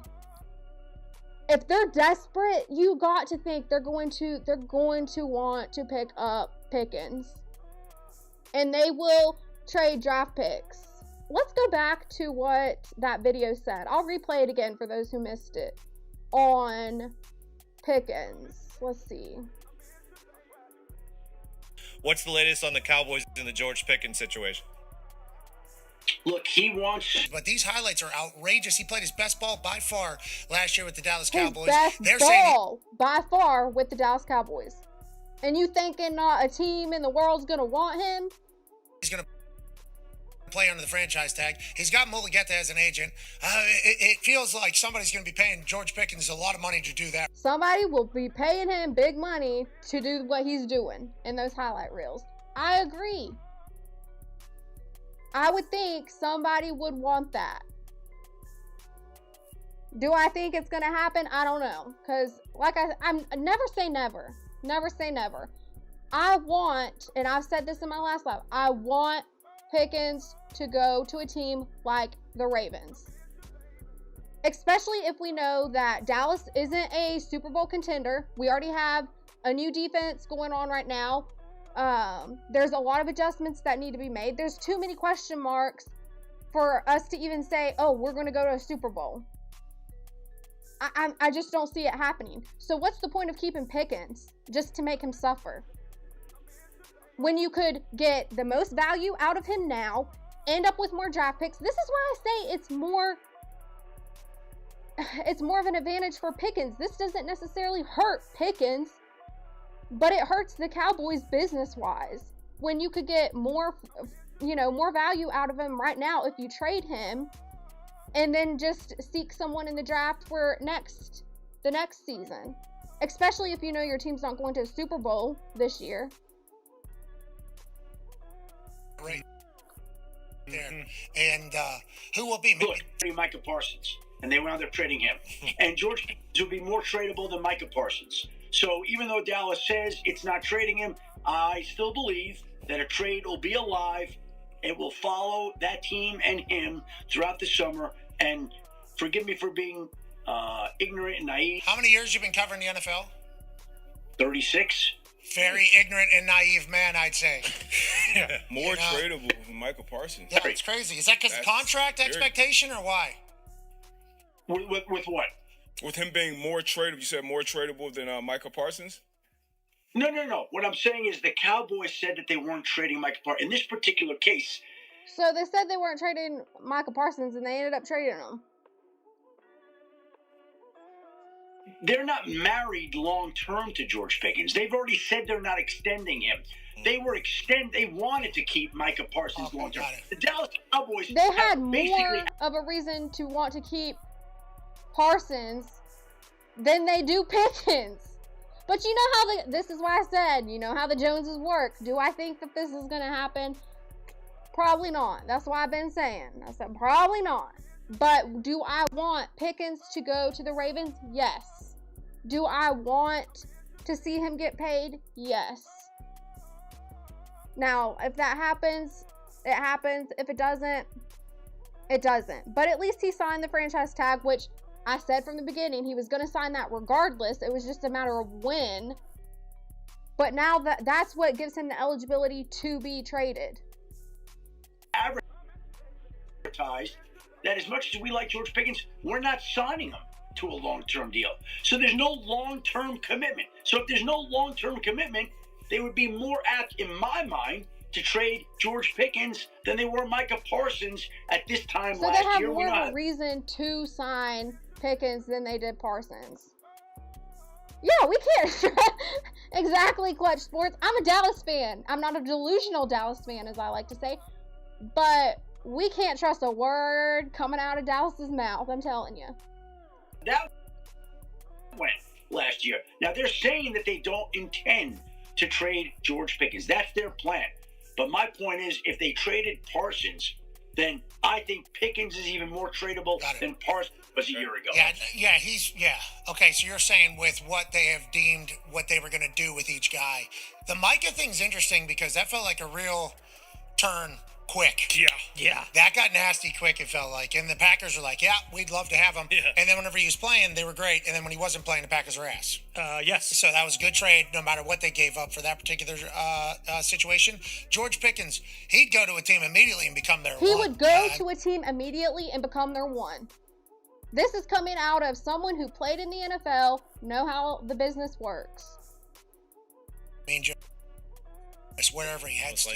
He kind of became the Cowboys one in there with CeeDee Lamb, because when he was at the Steelers, he was almost like a one-trick pony with the deep ball, but then he got to the Cowboys and got with Dak, and he showed that he could run the entire route tree in the slot. You know, I do want to go back to when George Pickens was traded. It wasn't exactly a robust trade market.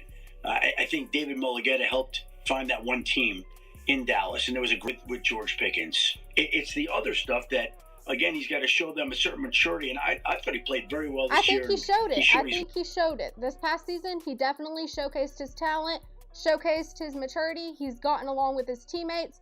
Dan, you just said yourself that he was hanging out with Dak Prescott. I know that he's been hanging out with CeeDee Lamb as well. They're friends. So he's shown that he can be a team player, be involved with the team. Like, he showcased his talent, obviously. There was some more things I wanted to add, because I've talked about how this is an advantage for Pickens and it's a disadvantage for Dallas. And I feel like people just look at it at a surface level, but they're not looking in depth by what I mean by that. They're just looking at surface level things. So if we look in depth with Dallas, this hurts them so bad. And this is why we can't get coaches that we would like. This is why we can't get certain players that we would want in, trades or what have you, free agency. Because what athlete, knowing how Dallas does business, is going to want to play there? Like, honestly. You know, a player that I can name right now who said absolutely not. Like, cannot stand the Cowboys. Devontae Smith.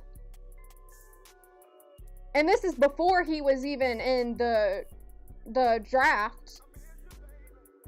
But he did not like the Cowboys. Very adamant about it. So, shout out to you, whoever just subscribed. Let's see. I don't know if I can see your name, but shout out to you, whoever just subscribed. Good to have you here. What was I saying, y'all? What was I saying? Oh, the business side of it with the players. What player is going to want to come and play for the Dallas Cowboys, knowing how they handle business? Knowing that they would put a player on a franchise tag in a heartbeat. It just blows my mind. It just blows my mind. This is a disadvantage for them. It's going to change how athletes look at the team. It's going to change with the value of Pickens if they choose to keep him. The value, the trade value it just, depending on how he performs, if he's not angry and bitter, like, it's not positive. You could get more for your money right now and get more draft picks trading him now versus waiting. You might increase your chances of actually making it to a Super Bowl for once. Because you already, like, depending on how we see how the defense performs, you could evaluate the offense and be like, okay, well, we need this, you know, a wide receiver now. And you could get that. I don't know. There's just so many different things when it comes to Dallas. And that's why I said I feel like just people look at this at a surface level. And they're not looking in depth with how this is a disadvantage for the Cowboys. But that's all I got to say on this subject. I talked about it earlier. If you guys want to go back to earlier on in the live, that's when I first covered this in depth. Let me go back to the main screen, because we're going to close it out. That's what I was originally supposed to do. But then Dan, shout out to Dan. Y'all, shout out to Dan. He got me off on the topic of Pickens again. But I will be over at CDT Beats. CDT Beats is live right now, y'all. And I will put his link in the chat.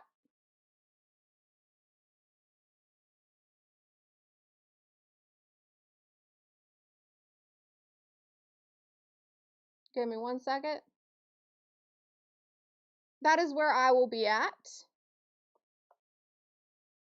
So y'all will find me there. Let's close it out with a motivational video. Home late, getting up early, doing all those things, and if you want something bad enough, you have to be able to sacrifice some things for it and, you know, work for it. It's about the process. What are you doing throughout the week to prepare yourself for the game? Stay true to the process and the hustle and what's important, and everything else will always handle itself. So, you know, you might have to sacrifice some things, but stay true to the process. And right now, I told y'all I've been experiencing post-performance depression, but I've made changes to my habits to try to improve that. So after this, I'm going to do a word search, listen to some CDT Beats. I'll be checking out Go Creek's channel as well. But that's a part of it. It's a part of the process, like Kurtz said. And shout out to you, Mac. I really appreciate your encouraging words. You said, great show, Chelsea. I really appreciate that. And shout out to whoever subscribed to the channel who is new. I really appreciate that. It means a lot to me. So shout out to you. Awesome show, love. Love you, Chelsea Lynn. Oh, thank you. Thank you, Clutch Sports. I appreciate you as well.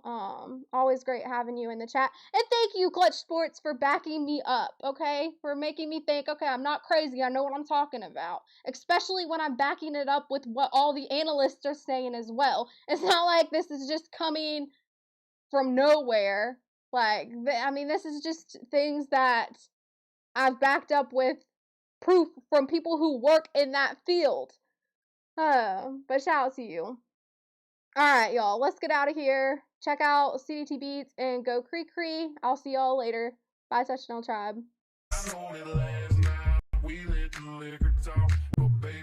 Something's telling me this ain't over yet. I know that last night we let the liquor talk, but baby, something's telling me this ain't over yet. I know that last night we let the liquor talk, but baby, something's telling me this ain't over yet. I know that last night we let the liquor talk, but baby, something's telling me this ain't over.